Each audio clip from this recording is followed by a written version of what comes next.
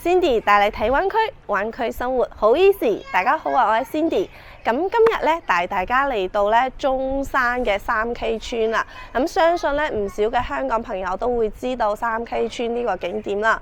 因為咧每一個禮拜啊 ，Cindy 咧都會見到啊喺3K 村個路口嗰度咧會有好幾台嗰啲旅行大巴會過嚟呢邊咧。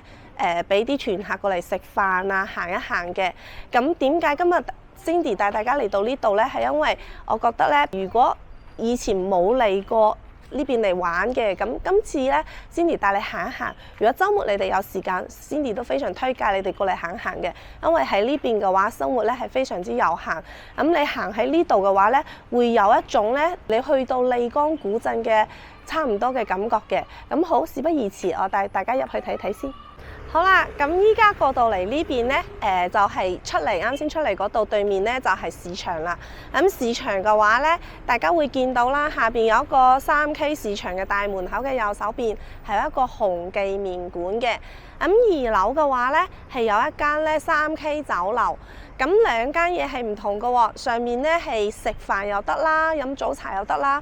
咁下邊嗰間麵館嘅話呢係食麵嘅。咁相信如果香港朋友嚟到呢度嘅話，都好想知道除咗呢兩間嘢，仲有咩食啊？咁我喺 Cindy 嘅身後嘅話呢，仲有一間呢係瀨粉專門店嘅。咁呢一間嘅話，佢嘅價格呢係十分之實惠嘅。咁跟住落嚟嘅話呢，睇睇3K 村嘅村落嘅話呢，究竟佢嘅景色係點樣？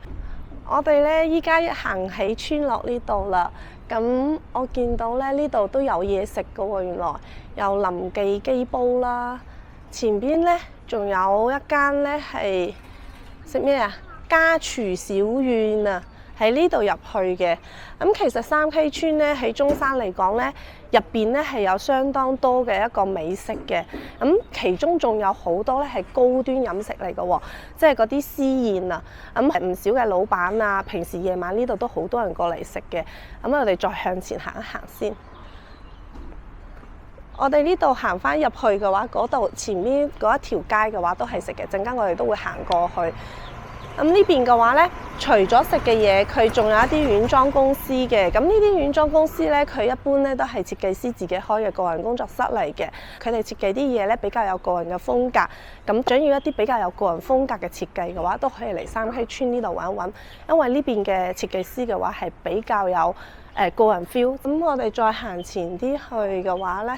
嗱呢邊咧，你睇下都係有嗰個中式服飾啊、沉香文創啊。咁呢邊嘅話，呢一啲嘅話就係比較有嗰個傳統文化嘅一個沉澱嘅一個定製家居啦。所以呢邊你如果話裝修嘅話，呢度嘅話就好多可以選擇噶啦。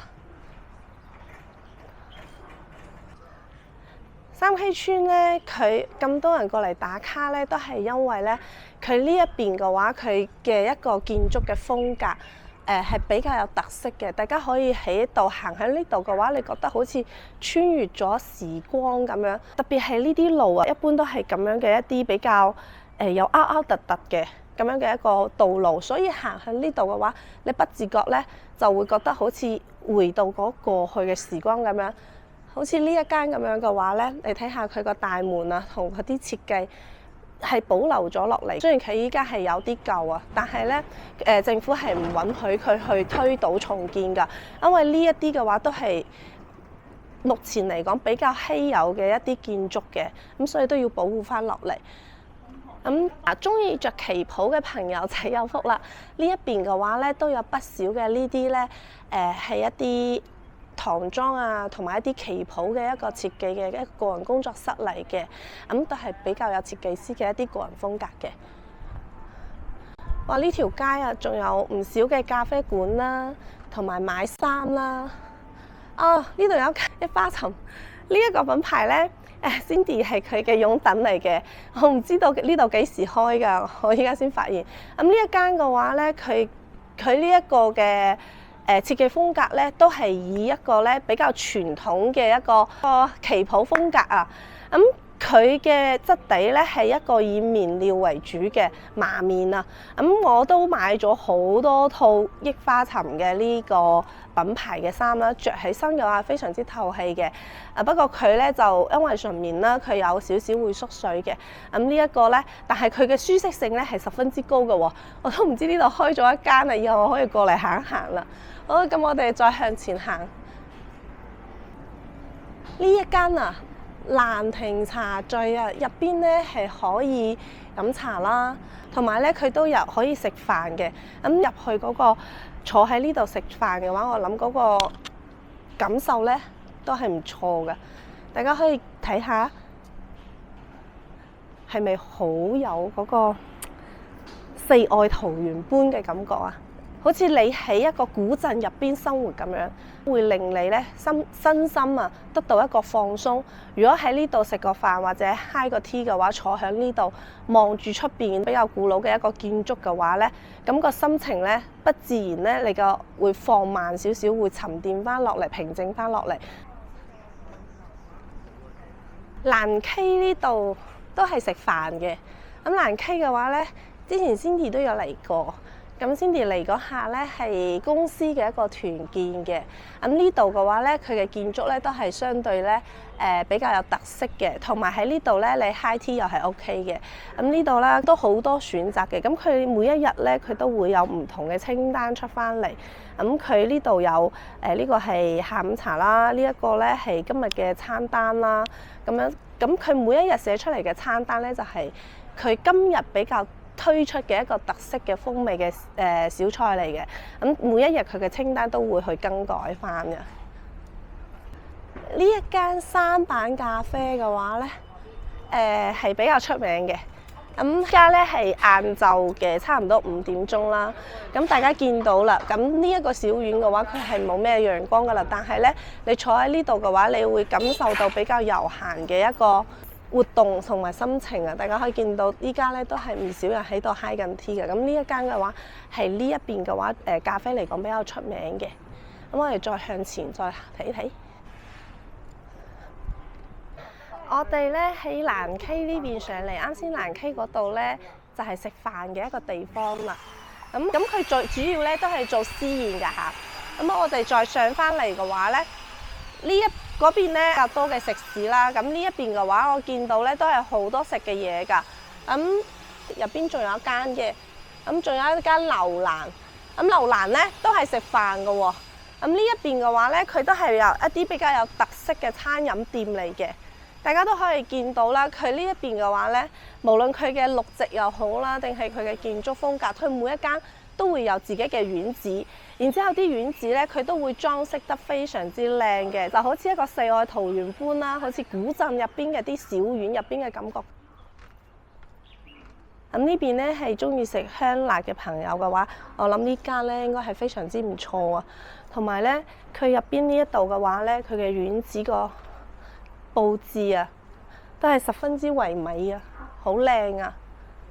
如果係夜晚嘅話，我諗呢度嘅氛圍更加好啊，因為佢四周圍咧，佢嘅綠植咧係做得好靚嘅，同埋咧佢都有一個咧係養魚嘅金魚池，上面有個亭啊。坐喺呢度食飯，我覺得應該係一種享受啊！喺院子一邊食飯嘅話 ，OK。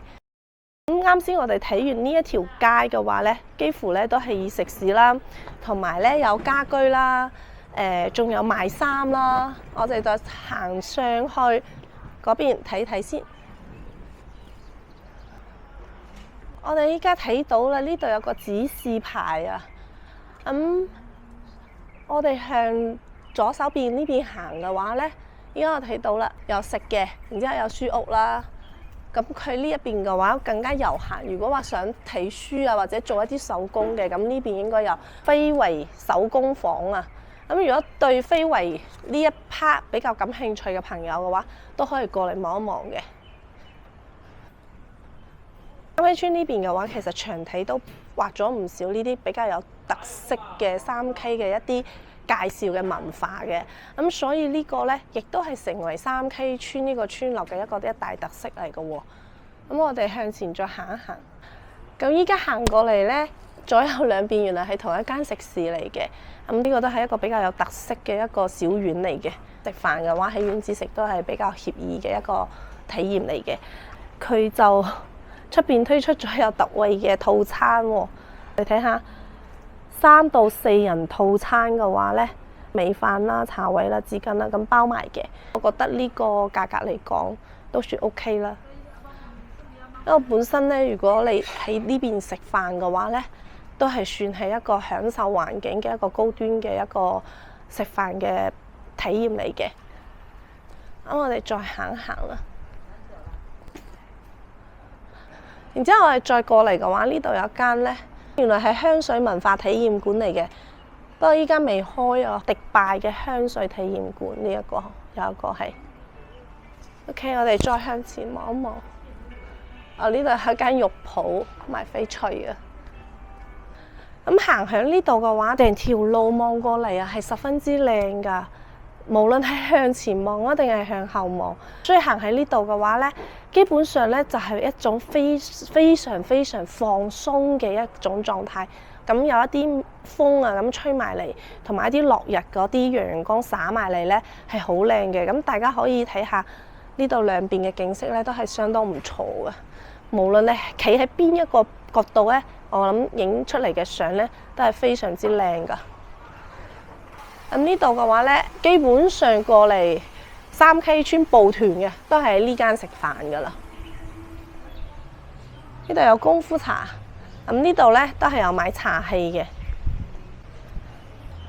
呢度仲有一間中庸雲紗，咁呢個嘅話都係非遺㗎嚇，咁都係一啲個性化嘅定製，咁都係以旗袍啊呢啲為主嘅一個設計嘅。咁所以話嘅話呢。如果中意中式服裝嘅朋友啦，佢呢一邊嘅話，中式嘅服裝嘅氛圍咧係比較濃郁嘅。行到呢邊嘅話，就係一啲賣手信嘅一啲鋪頭啦。咁呢度好多陳皮啊，可以帶一啲手信翻去啦。咁呢邊嘅話都係特色嘅一啲手信啦。呢幾間好啦，我哋行翻出嚟啦。咁依家行翻出嚟嘅話，嚟到咗我哋啱先開場呢，就喺呢度下邊啦，下邊嗰度開場嘅。然之後同埋嘅話呢，呢一邊呢有一棵大榕樹啊。咁呢棵大榕樹嘅話呢，其實佢係有好耐嘅歷史啦。嗰度有個舞台啦，咁3K 村有咩活動啊？唱劇啊。咁如果話咁啱撞啱嗰一日呢，3K 村有搞活動有粵劇嘅話，晚上咧呢度咧，你就會可以睇到咧好多呢度嘅老人家小朋友啊，排坐喺呢度，然之後睇嗰啲人咧喺嗰度登台表演粵劇噶啦。一般咧都係表演一啲粵劇文化啦。OK，依家咧我哋嚟到咗呢間咧就係五指毛陶雞嘅地方啦。咁入邊咧佢就可以食雞嘅，同埋咧都可以有一啲芝麻糊啊、酸梅湯啊、龜苓膏啊、土福龜苓膏啊。咁好多呢啲咁嘅，仲有海底椰梨糕啊，呢啲咁嘅甜品嘅。咁我哋入去試一試先。你好。現在有雞嗎？有啊。那個雞的話是要一隻還是半隻？只能一隻買是不是？可以半隻。可以半隻啊？半隻就貴一點。多少錢？35。塊錢，對。那一隻呢？一隻68嘛。一隻68。對。那我們要半隻就夠了。要半隻。好。對。好。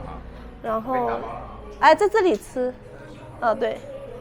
好啦，我哋啱啱咧喺入邊食完嘢出嚟，咁我啱先食咧，我覺得唔好食啊，即係佢擺得太耐啦，可能。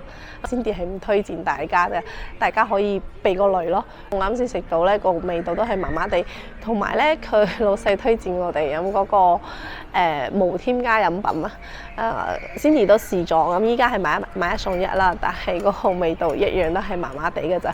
同樣都建議大家避雷啊。咁啱先大家都見到啦，入邊有非常多嘅一個私房菜啦，同埋咧嗰個中式旗袍啦，或者服裝啦，咁都係定製類嘅，同埋有一啲咧都係家居啊，同埋裝修啊咁嘅定製啦。行喺呢度嘅話都係比較舒適嘅，同埋都有唔少嘅一個咖啡廳嘅。咁大家嚟嘅話咧，即係適宜咧週末啊或者小假期咁過嚟行一行轉一轉係 OK 嘅。即係呢一個嘅話，只係作為一個咧休閒嘅一個地方嘅去處啦。咁建議大家咧都係可以揀一個咧4點幾5點鐘過嚟啦，咁太陽冇咁曬，同埋村落嘅話會有少少陽光，咁樣仲有一啲微風嘅，咁樣行翻起身咧係相對比較舒服嘅。OK， 今期咧到呢度就差唔多啦，我哋下期再見啦，拜拜。